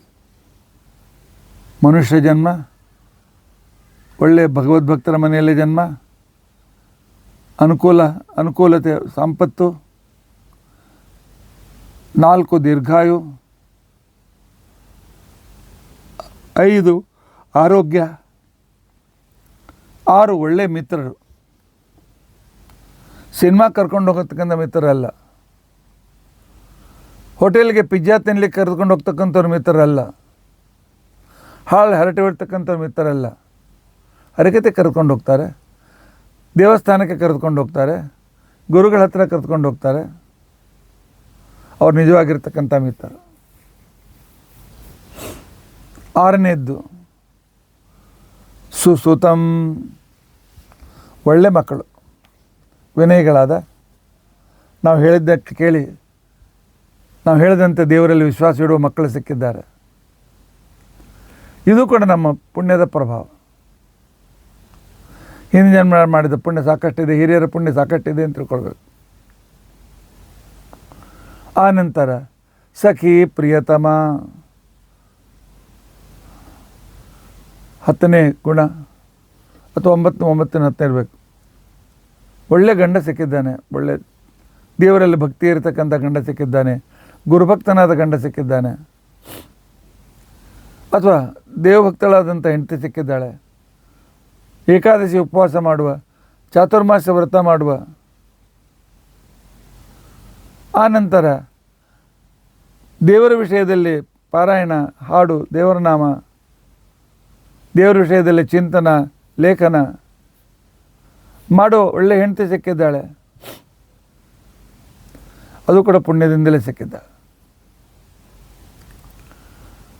ಇದರ ಜೊತೆಗೆ ಭಕ್ತಿಶ್ಚ ನಾರಾಯಣೆ, ಪರಮಾತ್ಮನಲ್ಲಿ ನನಗೆ ಭಕ್ತಿ ಇದೆ, ನನ್ನ ಪುಣ್ಯದ ಫಲ ಇದು. ಹಿಂದಿನ ಜನ್ಮದ ಪುಣ್ಯದ ಇಲ್ಲದೆ ಇದ್ದರೆ ದೇವರಲ್ಲಿ ಭಕ್ತಿ ಬರೋದಿಲ್ಲ. ಆನಂತರ ಭಕ್ತಿಶ್ಚ ನಾರಾಯಣೆ ವಿದ್ವತ್ವಂ, ಪಾಠ ಕೇಳುವ ಒಂದು ತಿಳಿದುಕೊಳ್ಳುವ ಭಾಗ್ಯ ಕೊಟ್ಟಿದ್ದಾನೆ ಪರಮಾತ್ಮ. ಇದು ಕೂಡ ಒಂದು ದೇಣಿಗೆ ಭಗವಂತ ಕೊಟ್ಟಿರ್ತಕ್ಕಂಥ ಪುಣ್ಯದ ಫಲ ಇದು. ಸುಜನತ್ವಂ, ಸಜ್ಜನಿಕೆ ಇದೆ. ತೋರಿಕೆ, ಸೆಡವು, ಸಿಟ್ಟು, ಮೋಸ, ವಂಚನೆ, ಒದರಾಡುವಿಕೆ, ಚೀರಾಡುವಿಕೆ ಇದ್ಯಾವುದೂ ಇಲ್ಲ. ನನ್ನ ಜೀವನವನ್ನು ಸುರಳಿತವಾಗಿ ಮಾಡ್ಕೊಂಡು ಹೊರಟಿದ್ದಾನೆ ಪರಮಾತ್ಮ. ಆನಂತರ ಇಂದ್ರಿಯ ಜಯ, ಅಪಕ್ಷಮಕ್ಷಣ ಮಾಡಬೇಕು, ಅಪಯಪಾನ ಮಾಡಬೇಕು ಅಂತಕೊಂಡು ನನ್ನ ವಿಕೃತಿ ನನ್ನ ಮನಸ್ಸಿನಲ್ಲಿಲ್ಲ. ಆನಂತರ ದಾನ ಕೊಡಬೇಕಾಗಿದ್ದರೆ ಭಾಳ ಯೋಗ್ಯ ಪಾತ್ರರು ಸಿಗ್ತಾರೆ. ಪುಣ್ಯವಂತರಾಗಿರ್ತಕ್ಕಂಥ ಶಾಸ್ತ್ರಜ್ಞರು ನಮ್ಮ ದಾನ ತೆಗೆದುಕೊಳ್ಳಿಕ್ಕೆ ತಯಾರಿದ್ದಾರೆ. ಇದು ಕೂಡ ಹಿಂದಿನ ಜನ್ಮದ ಪುಣ್ಯ. ಈ 13 ವಿಶಿಷ್ಟತೆಗಳು ಅಂತೇನಿದೆ, ಇವುಗಳಲ್ಲಿ ಎಷ್ಟೋ ಅಂಶ ನಮಗೆ ಸಿಕ್ಕಿದೆ. 100% ಸಿಕ್ಕಿರದೇ ಇದ್ದರೂ 95%, 90%, 85%, 80% ನನಗೆ ಸಿಕ್ಕಿದೆಯಲ್ಲ, ನಾನು ಪುಣ್ಯವಂತ. ಇದರಲ್ಲೇನು ಸಂಶಯವೇ ಪಡಬೇಡಿ. ಸಮಸ್ಯೆ ಇರ್ಬೋದು, ಇಲ್ಲ ಅಂತಿಲ್ಲ. ತೇ ಪುಣ್ಯೇನ ವಿನಾ ತ್ರಯೋದಶ ಗುಣಾ ಸಂಸಾರಿಣಾಂ ದುರ್ಲಭ. ಪುಣ್ಯವಂತರಿಗೆ ಮಾತ್ರ ಈ 13 ಅನುಕೂಲತೆಗಳು ಸಿಗ್ತದೆ. ಸ್ವಲ್ಪ ಹೆಚ್ಚು ಕಡಿಮೆ ಅವರವರ ಪುಣ್ಯಕ್ಕನುಸಾರವಾಗಿ. ಮಾನುಷ್ಯಂ ವರವಂಶ ಜನ್ಮ ವಿಭವ ದೀರ್ಘಾಯುರಾರೋಗ್ಯಕಂ ಸನ್ಮಿತ್ರಂ ಸುಸುತಸ್ಸಖಿ ಪ್ರಿಯತಮ ಭಕ್ತಿಶ್ಚ ನಾರಾಯಣೆ ವಿದ್ವತ್ವಂ ಸುಜನತ್ವಂ ಇಂದ್ರಿಯ ಜಯ ಸತ್ಪಾತ್ರದಾನೇ ರತಿ ತೇ ಪುಣ್ಯೇನ ವಿನಾ ತ್ರಯೋದಶ ಗುಣಾ ಸಂಸಾರಿಣಾಂ ದುರ್ಲಭ.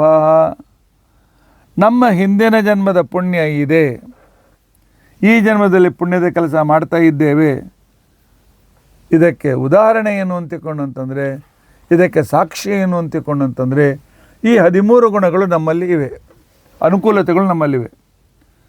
ಅಥವಾ ಒಂದೆರಡು ಕಡಿಮೆ ಇರಬೇಕು, ಒಂದೊಂದು 3-4 ಕಡಿಮೆ ಇರ್ಬೋದು, ಅದು ಇದೆ.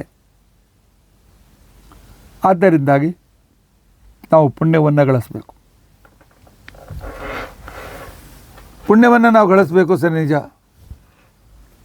ಆದರೆ ಪುಣ್ಯ ಅಂದರೆ ಯಾವ ಅಂಗಡಿಯಲ್ಲಿ ಸಿಗ್ತದೆ? ಅನೇಕ ಸಲ ಹೇಳಿದ್ದೆ ನಾನು, ಹೊಸ ವಿಷಯ ನಾನು ಹೇಳ್ತಾ ಇಲ್ಲ. ಆದರೂ ನೆನಪಲ್ಲಿ ಇಟ್ಕೊಳ್ತಕ್ಕಂಥ ಒಂದು ಶ್ಲೋಕ ನೆನಪನ್ನ ಇಟ್ಕೊಳ್ಳಿ. ಪರೋಪಕಾರ ಪುಣ್ಯಾಯ ಪಾಪಾಯ ಪರಪೀಡನ. ನಾನು ಸದ್ಯಕ್ಕೆ ಪುಣ್ಯದ ಕೆಲಸ ಮಾಡ್ತಾ ಇದ್ದೇನೆ ಅಂತಿಕೊಂಡಂತಂದರೆ ಜನರಿಗೆ, ಸಜ್ಜನರಿಗೆ ಉಪಕಾರಕವಾದ ಯಾವುದೋ ಕ್ರಿಯೆ ನನ್ನ ಕಡೆ ನಡೆದಿದೆ. ಸಜ್ಜನರಿಗೆ ದಾನ ಕೊಟ್ಟಿದ್ದೇನೆ, ಸಜ್ಜನರಿಗೆ ಅನುಕೂಲ ಮಾಡಿಕೊಟ್ಟಿದ್ದೇನೆ, ಅಥವಾ ಬ್ರಾಹ್ಮಣರ ಪಂಕ್ತಿಯಲ್ಲಿ ಹೋಗಿ ಬಡಿಸಿದ್ದೇನೆ, ಜ್ಞಾನಿಗಳಿಗೆ ಬಡಿಸಿದ್ದೇನೆ, ಅಥವಾ ದೇವರ ಪೂಜೆ ಮಾಡ್ತಾ ಇದ್ದೇನೆ, ವ್ರತ ಮಾಡ್ತಾ ಇದ್ದೇನೆ. ಆ ಪುಣ್ಯವನ್ನು ಪರಮಾತ್ಮನಿಗೆ ಸಮರ್ಪಣೆ ಮಾಡ್ತಾ ಇದ್ದೇನೆ. ಹಾಗಾದ್ರೆ ಇದು ಪುಣ್ಯ. ನನ್ನಿಂದ ಯಾರಿಗೂ ತ್ರಾಸಿಲ್ಲ, ನನ್ನಿಂದ ಇನ್ನೊಬ್ಬರಿಗೆ ಸಹಾಯ ಆಗ್ತಾ ಇದೆ. ಪಾಪಾಯ ಪರಪೀಡನಂ. ನನ್ನ ಕ್ರಿಯೆಯಿಂದ ಇನ್ನೊಬ್ಬರಿಗೆ ತ್ರಾಸ ಆಗ್ತಾ ಇದೆ, ಹಾಗೆ ನಾನು ಪಾಪ ಮಾಡ್ತಾ ಇದ್ದೇನೆ. ಎಷ್ಟು ಸುಲಭವಾದ ಪರಿಭಾಷೆ ಕೊಟ್ಟಿದ್ದಾರೆ. ಯಾವುದು ಪುಣ್ಯ, ಯಾವುದು ಪಾಪ?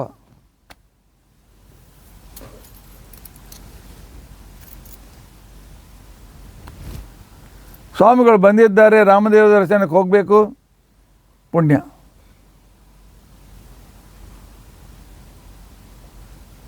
ಅದರ ಬದಲಾಗಿ ಹೋಗಬೇಕು ಅಂತಕ್ಕಂಥ ಹೆಂಡತಿ ಮಕ್ಕಳಿಗೆ ಬೈದು, ನೀವು ಹೋಗಿ ಕೂತ್ರೆ ಮನೆ ಕೆಲಸ ಯಾರು ಮಾಡೋರು, ನಮಗೆ ಊಟಕ್ಕೆ ಆಕಾರ ಹಾಕೋರು, ಅಲ್ಲಿ ಹೋಗು ಇಲ್ಲಿ ಹೋಗು, ಪೂಜೆ ಒಂದು ಕಡೆಗೆ, ಊಟ ಒಂದು ಕಡೆಗೆ ಅಂತ ಮನೆಯವರ ಮನಸ್ಸು ಬೈದು ಪೀಡೆ ಮಾಡ್ತಾಯಿದ್ರೆ ಪಾಪ ಮಾಡ್ತಾಯಿದ್ದೇವೆ ಅಂತ.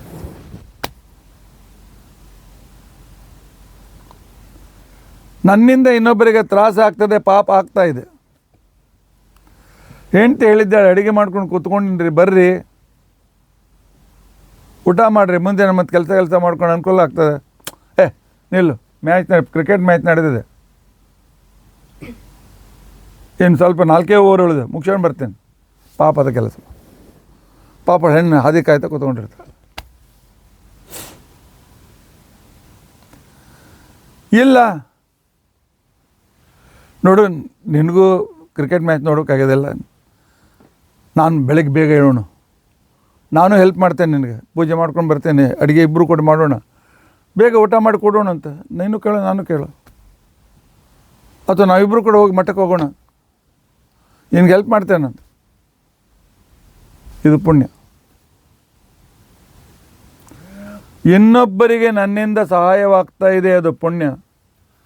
ಇನ್ನೊಬ್ಬರಿಗೆ ನನಗೆ ಪೀಡೆ ಆಗ್ತಾ ಇದೆ, ಪಾಪ ಅನ್ಬೋದು. ಆಚಾರ್ಯ, ನಾವು ಯಾರಿಗೂ ಪೀಡೆನೂ ಕೊಡೋದಿಲ್ಲ, ಯಾರಿಗೂ ಸಹಾಯನೂ ಮಾಡೋದಿಲ್ಲ, ನಾವು ನ್ಯೂಟ್ರಲ್ ಆಗಿದ್ದೇವೆ. ನಮಗೆ ನಿಮ್ಮ ಪುಣ್ಯವೂ ಬೇಕಾಗಿಲ್ಲ, ಪಾಪವೂ ಬೇಕಾಗಿಲ್ಲ. ನಾ ಯಾರಿಗೂ ಪೀಡೆ ಕೊಡೋದಿಲ್ಲ.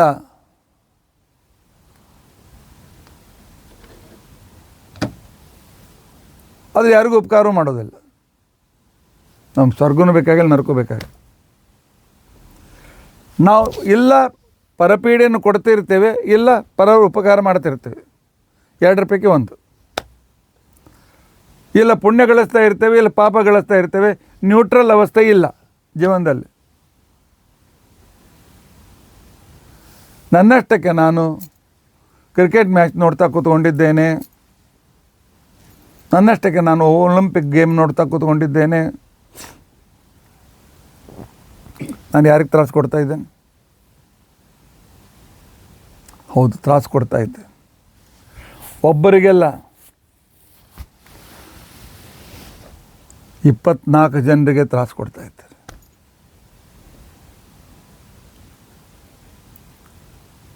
ಇಪ್ಪತ್ನಾಲ್ಕು ಜನರಿಗೆ ಅವ್ಯಕ್ತ ತತ್ವಳಾದ ಮಹಾಲಕ್ಷ್ಮಿಗೆ ತ್ರಾಸು ಕೊಡ್ತಾ ಇದ್ದೀರಿ.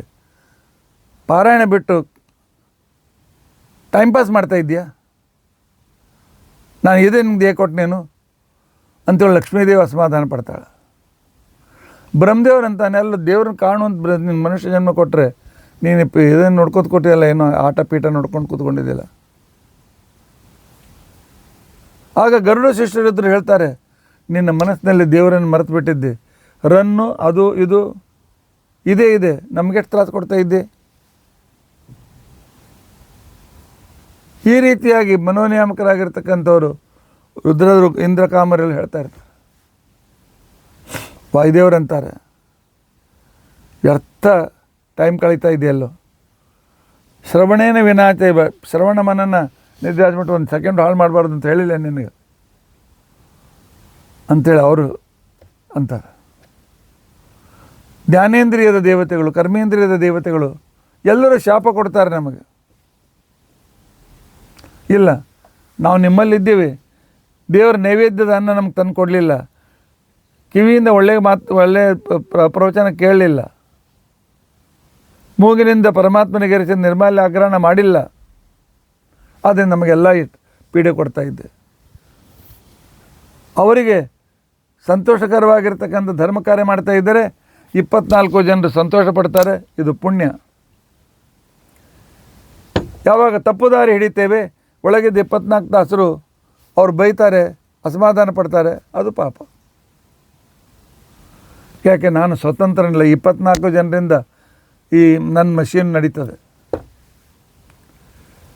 ಆದ್ದರಿಂದಾಗಿ ನಾವು ನ್ಯೂಟ್ರಲ್ ಆಗಿರ್ತೇವೆ ಅಂತ ತಿಳ್ಕೊಂಡು ಕಲ್ಪನೆ ತೆಗೆದಾಕ್ಬಿಡಿ.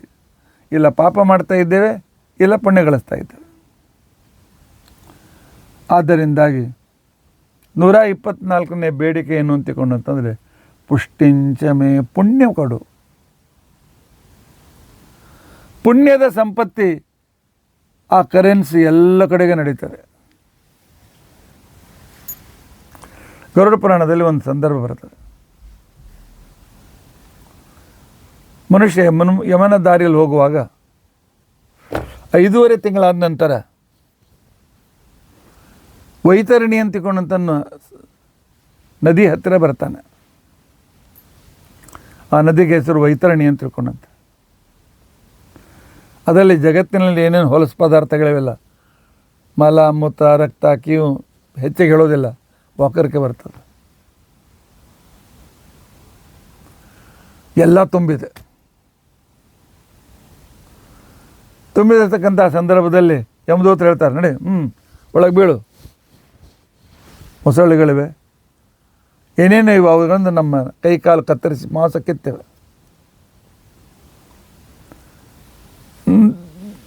ದಂಡೆಯಲ್ಲಿ ನೌಕೆ ಇರ್ತದೆ, ನಾವಿಕರು ಇರ್ತಾರೆ. ಹೋಗ್ತಾನೆ, ಇಲ್ಲ ಮತ್ತು ನನಗೆ ಆ ದಂಡೆಗೆ ಬಿಡಿ ಅಂತ ತಿಳ್ಕೊಂಡಂತ. ಆ ದಂಡೆಗೆ ಬಿಡು, ಆಯ್ತು ಬಿಡ್ತೀವಿ. ಮತ್ತು ಇದಕ್ಕೆ ಹಣ ಹಿಡಿತದೆ. ನಮ್ಮ ಮಗನಿಗೆ ಎಷ್ಟು ಬೇಕಾ ಎಲ್ಲ ನನ್ನ ಬ್ಯಾಂಕ್ ಬ್ಯಾಲೆನ್ಸ್ ಎಲ್ಲ ಅವನೇ ತೊಗೊಂಡ್ಬಿಟ್ಟಾನೀಗ. ಅವ್ನಿಗೆ ಹೇಳ್ತೀನಿ ಸ್ವಲ್ಪ ಹಣ ಕಳಿಸು ಅಂತ. ಅಲ್ಲಿರ್ತಕ್ಕಂಥ ನಾವಿಕರು ಹೇಳ್ತಾರೆ, ನಿಮ್ಮ ಕರೆನ್ಸಿಯಲ್ಲಿ ನಡೆಯೋದಿಲ್ಲ, ನಿಮ್ಮ ರೂಪಾಯಿ ಕರೆನ್ಸಿನೇ ಅಮೇರಿಕಾದವ್ರು ನಡೆಯೋದಿಲ್ಲ ಅಂತಂದಮೇಲೆ ಈ ಯಮಲೋಕದಲ್ಲಿ ನಡೀತದೇನು? ನಿಮ್ಮ ಕರೆನ್ಸಿ ನಡೆಯಂಗಿಲ್ಲ. ಪುಣ್ಯ ಮಾಡಿದ ಕರೆನ್ಸಿ ನಿನ್ನ ಹತ್ರ, ಪುಣ್ಯ ಅಂತನೂ ಕರೆನ್ಸಿ ಇದ್ದರೆ ಹೇಳು, ನಿನಗೆ ಸುಲಭವಾಗಿ ದಾಟಿಸ್ತೇವೆ ಅಂತ. ಪುಣ್ಯ ಅಂತನೂ ಕರೆನ್ಸಿ ಇದ್ದರೆ ಪರಮಾತ್ಮ ಯಮದೇವರು ನಮಗೆ ಸ್ವರ್ಗಕ್ಕೆ ಕಳಿಸ್ಕೊಡ್ತಾನೆ. ಆದ್ದರಿಂದಾಗಿ ಪುಣ್ಯ ಅಂತಕೊಂಡಂತನ್ನೋದನ್ನು ನಾವು ಯಾವಾಗಲೂ ಸಂಪಾದನೆ ಮಾಡಲೇಬೇಕು. ಅದಕ್ಕೋಸ್ಕರ ಪುಣ್ಯವಂತರು ಅಂತ ಅನ್ನೋ ಶಬ್ದ ಬಂತು. ಆನಂತರ ವಿಭುಂಚಮೆ,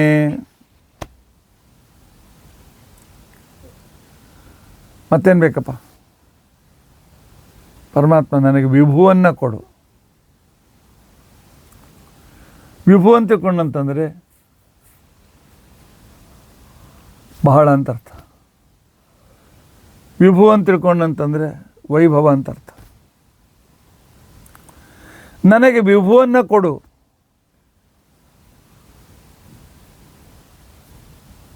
ನಮಗೆ ಬಿದ್ದ ಸಂಪತ್ತಿ ಎಲ್ಲ ಕಡೆಯಲ್ಲಿ ಇರತಕ್ಕಂಥ ಭಗವಂತ, ಅವನನ್ನು ಬಿಟ್ಟು ಬೇರೆ ಸಂಪತ್ತಿ, ಬೆಲೆ ಬಾಳೋ ಸಂಪತ್ತಿ ಯಾವುದಿದೆ ಹೇಳಿ? ಆದ್ದರಿಂದ ಪರಮಾತ್ಮನಿಗೆ ವಿಭು ಅಂತ ತಿಳ್ಕೊಂಡು ಅಂತ ಹೇಳಿ ಕರೀತಾರೆ. ಅಂಥ ಪರಮಾತ್ಮ ಎಲ್ಲ ಕಡೆಯಲ್ಲಿಯೂ ವ್ಯಾಪ್ತನಾಗಿರ್ತಕ್ಕಂಥ ಪರಮಾತ್ಮ ರಾಮಚಂದ್ರ ನನಗೇನು ಬೇಕಾಗಿಲ್ಲಪ್ಪ, ಎಲ್ಲಿ ನೋಡ್ತೀನಿ ಅಲ್ಲಿ ನೀನು ನನಗೆ ದರ್ಶನ ಕೊಡು, ನನಗೆ ಸರ್ವತ್ರದಲ್ಲಿಯೂ ವ್ಯಾಪ್ತನಾಗಿರ್ತಕ್ಕಂಥ ನಿನ್ನ ನೆನಪನ್ನು ನನಗೆ ಮಾಡಿಕೊಡು, ಎಲ್ಲ ಕಡೆಯಲ್ಲಿ ನೀನು ನನಗೆ ಕಾಣಬೇಕು. ಆ ರೀತಿಯಾಗಿರ್ತಕ್ಕಂಥ ಕ್ರಮದಲ್ಲಿ ಒಬ್ಬ ವ್ಯಕ್ತಿ ಬಂದ. ಆ ಊರಿಗೆ ಬರುವಷ್ಟೊತ್ತಲ್ಲಿ ಸಾಯಂಕಾಲ ಆಗಿತ್ತು. ಸಾಯಂಕಾಲ ಆದ ಕ್ಷಣಕ್ಕೇನೆ ಆಗ ಯಜಮಾನ ಊಟಕ್ಕೆ ಹಾಕಿದ. ರಾತ್ರಿ ಇಲ್ಲೇ ವಾಸ ಮಾಡಿ ಅಂತಿಕೊಂಡು ಅಂತ ಹೇಳ್ದ. ಆದರೆ ಮನೆ ಸಣ್ಣದು, ಮನೆ ತುಂಬ ಜನ. ಅವನು ಹೇಳ್ದ, ನಮ್ಮದೇ ಮನೆಗೆ ಸಂಬಂಧಿಸಿದ ಒಂದು ಈ ಬದಿಯಲ್ಲಿ ಈಶ್ವರ ದೇವಾಲಯ ಇದೆ, ಅಲ್ಲಿ ನೋಡ್ಕೊಳ್ಳಿ, ದೇವ್ರ ಕಡೆ ಕಾಲ್ ಮಾಡಬೇಡಿ, ದೇವ್ರ ಕಡೆಗೆ ತಲೆ ಮಾಡಿ ಮಲ್ಕೊಳ್ರಿ ಅಂತ ತಿಳ್ಕೊಳಂತ.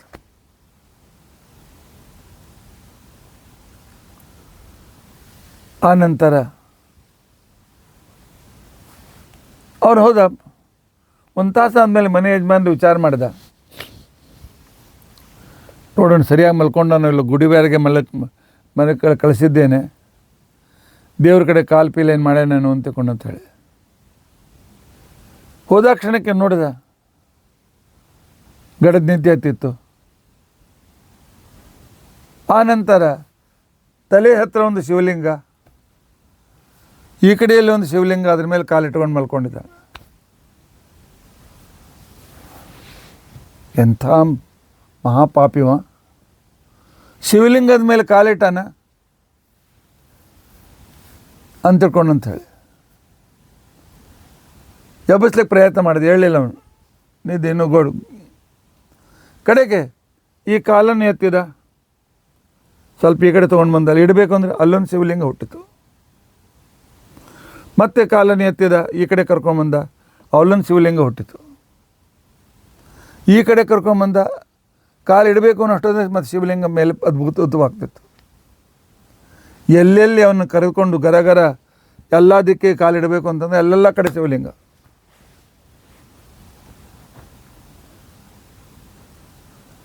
ಆಗ ಅವನಿಗೆ ಉತ್ಸುಕ ತೆಗೆದುಕೊಳ್ಳೋಕ್ಕಾಗಲ್ಲ, ಎಬ್ಸಿದವ್ ನೀರು ಹೊಡೆದು.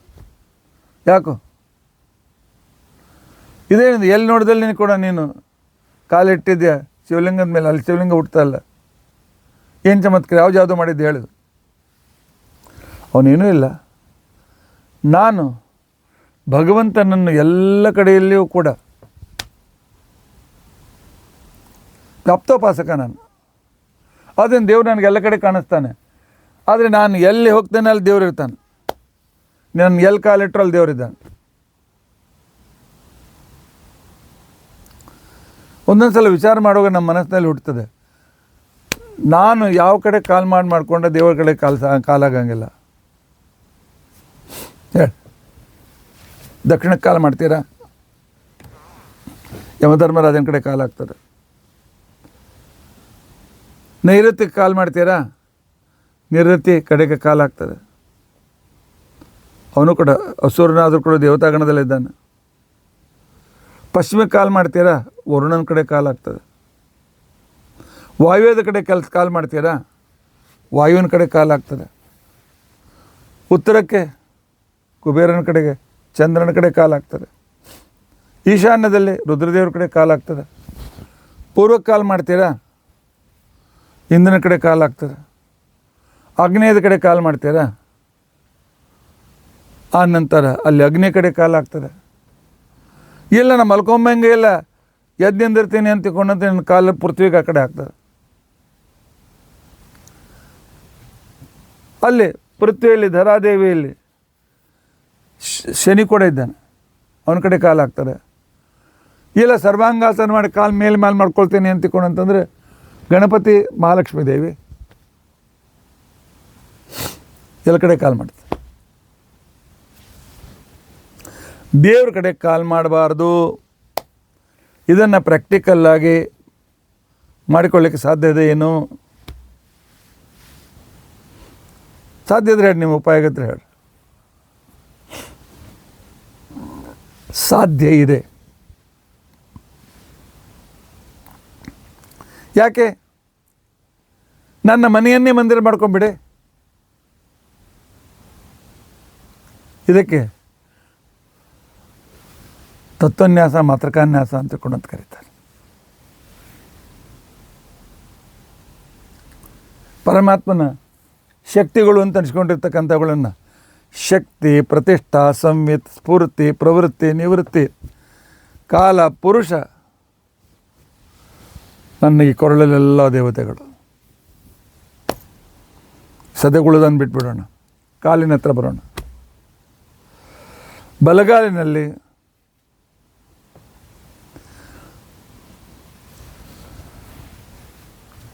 ಇರ್ತಕ್ಕಂಥ ಪಂಚ ತನ್ಮಾತ್ರಗಳು, ಅಲ್ಲಿ ಪಂಚಪ್ರಾಣರಿದ್ದಾರೆ.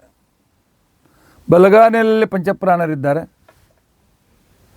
ಎಡಗಾಲಿಗೆ ಪೃಥ್ವಿ, ಅಪ್, ತೇಜ್, ವಾಯು, ಆಕಾಶ, ಅಭಿಮಾನ ದೇವತೆಗಳಾಗಿರ್ತಕ್ಕಂಥ ಗಣಪತಿ, ವರುಣ, ಅಗ್ನಿ, ಇಂದ್ರ ಇತ್ಯಾದಿಗಳು ಎಡಗಾಲಿನಲ್ಲಿದ್ದಾರೆ. ತದಂತರ್ಗತನಾಗಿರ್ತಕ್ಕಂಥ ಪರಮಾತ್ಮ ಅಲ್ಲಿದ್ದಾನೆ. ಈ ಅನುಸಂಧಾನ ಮಾಡಿಕೊಳ್ಳಿ, ಮಲೆಕೊಳ್ಳಿ. ಯಾವ ಕಡೆಗೆ? ದಕ್ಷಿಣ ಬಿಟ್ಟು ಯಾವ ಕಡೆಗೆ ಕಾಲು ಮಾಡಿ. ಆದರೆ ಸ್ವಂತ ಮನೆಯಲ್ಲಿ ಪೂರ್ವಕ್ಕೆ ತಲೆ, ಪಶ್ಚಿಮಕ್ಕೆ ಕಾಲಿದ್ದರೆ ಮಹಾಲಕ್ಷ್ಮೀ ದೇವಿ ಆ ಮನೆಯಲ್ಲಿ ಸ್ಥಿರವಾಗಿರ್ತಾಳೆ. ತಲೆ ಪೂರ್ವಕ್ಕಾಗಬೇಕು, ಆನಂತರ ಕಾಲು ಪಶ್ಚಿಮಕ್ಕಾಗಬೇಕು. ಆ ಮನೆಯಲ್ಲಿ ಲಕ್ಷ್ಮೀದೇವಿ ವಾಸ ಮಾಡ್ತಾಳೆ. ಧರ್ಮಶಾಸ್ತ್ರ ಈ ರೀತಿಯಾಗಿ ಹೇಳ್ತಾರೆ. ಆದ್ದರಿಂದಾಗಿ ಸರ್ವತ್ರದಲ್ಲಿಯೂ ದೇವರನ್ನು ನಮ್ಮ ಕಾಣ್ತಾ ಇದ್ದರೆ, ನಮ್ಮ ಶರೀರದಲ್ಲಿಯೂ ದೇವರನ್ನು ಕಾಣ್ತಾ ಇದ್ದರೆ, ನಾವು ಎಲ್ಲಿ ಕಾಲು ಮಾಡಿದರೂ ಕೂಡ ಪಾಪ ಬರೋದಿಲ್ಲ. ಇದಕ್ಕೆ ವಿಭುಂಚಮೆ, ವ್ಯಾಪ್ತನಾಗಿರ್ತಕ್ಕಂಥ ನಿನ್ನ ಎಲ್ಲ ಕಡೆಯಲ್ಲಿರುವ ಭಿನ್ನ ರೂಪಗಳನ್ನು, ಚಿಂತನೆಯನ್ನು ಕೊಡು. ಪರಮಾತ್ಮನನ್ನು ಎಲ್ಲ ಕಡೆಯಲ್ಲಿ ವ್ಯಾಪ್ತನಾಗಿ ನೋಡ್ತಾ ಇದ್ದರೆ ದೇವಸ್ಥಾನ ಬೇಕಾಗಿಲ್ಲ. ಯಾವುದೇ ಫೋಟೋ ಇಟ್ಕೊಂಡ್ಬರೋದು ಬೇಕಾಗೋದಿಲ್ಲ. ಇಷ್ಟೆಲ್ಲ ದೇವತೆಗಳು ನನ್ನ ಶರೀರದೊಳಗೆ ಇದ್ದಾರೆ. ನನ್ನ ಶರೀರವೇ ಒಂದು ಮಂದಿರ. ಅದಕ್ಕೋಸ್ಕರ ತತ್ವನ್ಯಾಸ, ಮಾತೃಕಾನ್ಯಾಸಗಳನ್ನು ನಾವು ತಪ್ಪದೇ ಮಾಡಿಕೊಂಡರೆ ಆ ಕಾಲದಲ್ಲಿ ಎಲ್ಲ ಕಡೆಯಲ್ಲಿಯೂ ದೇವರು ಕಾಣಿಸ್ತಾನೆ. ಅದರ ಜೊತೆಯಲ್ಲಿ ನನ್ನಲ್ಲಿದ್ದ ಅನೇಕ ರೂಪದಿಂದಿರ್ತಕ್ಕಂಥ ಪರಮಾತ್ಮನ ದರ್ಶನ ನನಗಾಗ್ತದೆ. ಇದನ್ನು ದರ್ಶನ ಮಾಡ್ಕೊಳ್ಳೋದಕ್ಕೋಸ್ಕರ ನಾನು ಪ್ರಯತ್ನಶೀಲರಾಗಬೇಕು. ಆದ್ದರಿಂದಾಗಿ ಪುಷ್ಟಿಂಚಮೆ, ವಿಭುಂಚಮೆ, ಎಲ್ಲ ಕಡೆಯಲ್ಲಿರ್ತಕ್ಕಂತಹ ಸರ್ವತ್ರ ವ್ಯಾಪ್ತನಾಗಿರ್ತಕ್ಕಂಥ ನಿನ್ನ ಉಪಾಸನೆ. ಆದರೆ ಆ ಉಪಾಸನೆ ಜೊತೆಗೆ ನನಗೆ ಯಾವುದೇ ರೀತಿಯಾಗಿರ್ತಕ್ಕಂಥ ಪಾಪ ಬರದಂಥ ಕ್ರಿಯೆಗಳು ನಡೆಯತಕ್ಕಂಥ ರೀತಿಯಲ್ಲಿ ಅನುಗ್ರಹವನ್ನು ಮಾಡು ಶ್ರೀರಾಮಚಂದ್ರ ಅಂತ ತಿಳ್ಕೊಂಡಂತ ಹೇಳಿ ವಿಭುಂಚಮೆ ಅಂತನ್ನುವ ಪ್ರಾರ್ಥನೆಯಿಂದ ವಿಶ್ವಾಮಿತ್ರರು ತಿಳಿಸಿಕೊಡ್ತಾ ಇದ್ದಾರೆ. ಪರಮಾತ್ಮನ ಹತ್ರ ಯಾಕೆ ಕೇಳಬೇಕು? ಅವನು ಸರ್ವತ್ರ ವ್ಯಾಪ್ತ. ಸರ್ವತ್ರ ವ್ಯಾಪ್ತನ ಕೇಳಿದ್ರೆ ಸರ್ವತ್ರ ವ್ಯಾಪ್ತಿಯಲ್ಲಿ ನಮಗೆ ಆಶ್ರಯವನ್ನು ಕೊಡ್ತಾನೆ.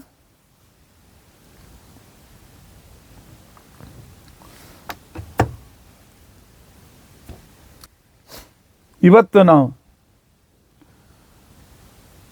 ಪುಷ್ಟಂಚಮೆ, ಪುಷ್ಟಿಂಚಮೆ, ವಿಭುಂಚಮೆ 4 ಮಾಡಬೇಕಂತಿತ್ತು, ಆಗಲಿಲ್ಲ. ಕೇವಲ ಹೆಸರು ಹೇಳಿ ನೋಡ್ತೇನೆ. ಪ್ರಭುಂಚಮೆ 126ನೇ ಬೇಡಿಕೆ. ದೇವರೇ, ನಾನು ನೋಡಿದಲ್ಲಿ ನೀನು ನನಗೆ ಕಾಣು. ಈ ಒಂದು ವಿಶಿಷ್ಟವಾದ ಬೇಡಿಕೆಯನ್ನು ಮಾಡ್ತೇನೆ. ಪಿಳ್ಳಂಗೋವಿಯ ಚೆಲ್ವಕೃಷ್ಣನ ಎಲ್ಲಿ ನೋಡಿದರಲ್ಲಿ ಆ ಚರಾಚರಂಗಳ ಅಂತ್ಯಕೊಂಡಂತನ್ನುವ ಆ ಸಂಪೂರ್ಣ ವಿಶ್ವದಲ್ಲಿಯೂ ಆ ಪರಮಾತ್ಮನ ಕಾಣಿಸ್ತಾ ಇದ್ದಾನೆ ಅಂತ ತಿಳ್ಕೊಂಡಂತೇಳಿ ಇಂಥ ಭಗವದ್ ರೂಪದ ದರ್ಶನದ ಸಂದರ್ಭ, ಅನುಕೂಲತೆ, ಆನಂದ ಇತ್ಯಾದಿಗಳ ಬಗ್ಗೆ ನಾಳೆ ನಾವು ತಿಳಿದುಕೊಳ್ಳಿಕ್ಕೆ ಪ್ರಯತ್ನಿಸೋಣ. ಈಗಾಗಲೇ 1 ಗಂಟೆ ಆಗಿ ಹೋಗಿದೆ. ಮತ್ತು ನಾಳೆ ಭೇಟಿಯಾಗೋಣ. ಇತಿ ಅದ್ಯ ಕಥಾ ಪ್ರಸಕ್ತಿ. ಹರೇ ರಾಮ ಹರೇ ರಾಮ ರಾಮ ರಾಮ ಹರೇ ಹರೇ, ಹರೇ ಕೃಷ್ಣ ಕೃಷ್ಣ ಕೃಷ್ಣ ಹರೇ ಹರೇ, ಹರೇ ರಾಮ ರಾಮ ರಾಮ ಹರೇ ಹರೇ, ಹರೇ ಕೃಷ್ಣ ಕೃಷ್ಣ ಕೃಷ್ಣ ಹರೇ ಹರೇ, ಹರೇ ರಾಮ ರಾಮ ರಾಮ ಹರೇ ಹರೇ, ಹರೇ ಕೃಷ್ಣ ಕೃಷ್ಣ ಕೃಷ್ಣ ಹರೇ ಹರೇ, ಹರೇ ರಾಮ ರಾಮ ರಾಮ ಹರೇ ಹರೇ, ಹರೇ ಕೃಷ್ಣ ಕೃಷ್ಣ ಕೃಷ್ಣ ಹರೇ ಹರೇ. ಉಗ್ರಂ ವೀರಂ ಮಹಾವಿಷ್ಣುಂ ಜ್ವಲಂತಂ ಸರ್ವತೋಮುಖಂ ನೃಸಿಂಹಂ ಭೀಷಣಂ ಭದ್ರಂ ಮೃತ್ಯುಂ ನಮಾಮ್ಯಹಂ. ಅಚ್ಯುತಾನಂತ ಗೋವಿಂದ ಸ್ಮೃತಿ ಮಾತ್ರಾರ್ಥ ನಾಶನ ರೋಗಾನ್ಮೇ ನಾಶಯ ಶೇಷಾನ್ ಆಶು ಧನ್ವಂತರೇ ಹರೇ. ಅಚ್ಯುತಾನಂತ ಗೋವಿಂದ ನಾಮೋಚ್ಚಾರಣ ಭೇಡಜಾತ್ ನಶ್ಯನ್ ಸಕಲ ರೋಗಾ ಸತ್ಯಂ ವದಾಮ್ಯಹಂ. ಅಕ್ಷಯಂ ಕರ್ಮ ಯಸ್ಮಿನ್ ಪರೇ ಸ್ವರ್ಪಿತಂ ಪ್ರಕ್ಷಯಂ ಯಾಂತಿ ದುಃಖಾನಿ ಅನ್ನಾಮತಃ.